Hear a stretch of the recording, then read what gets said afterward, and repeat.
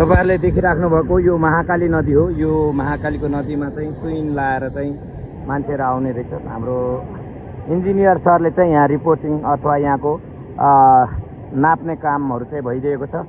तपाईहरुले देखिराख्नु भएको छ भने पीडित परिवारहरु यसरी आइरहेको अवस्था तपाईहरुले देखिराख्नु भएको छ।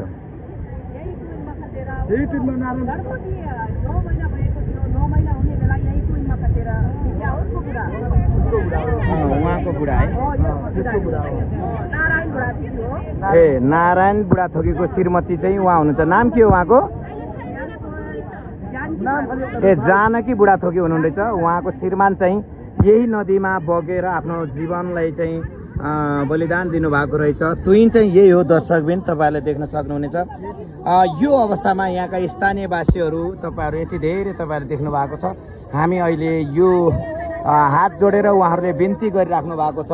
उहाँहरूले चाहनुहुन्छ यो ठाउँमा झोलुङ्गे पुल बनोस् र यहाँका स्थानीयहरूले यहाँको सहज रूपमा चाहिँ झोलुङ्गे पुल चाहियो भन्दै हात जोडिरहेको अवस्था तपाईहरुले देखिराख्नु भएको छ। हो उहाँहरूको आवाज यो छ, हामीलाई रोड भन्दा पनि पुल चाहियो भनिराख्नु भएको छ। तपाईहरुले देखिराख्नु भएको छ। न्याय मागिराखेको दृश्य तपाईहरुले देखिराख्नु भएको छ है।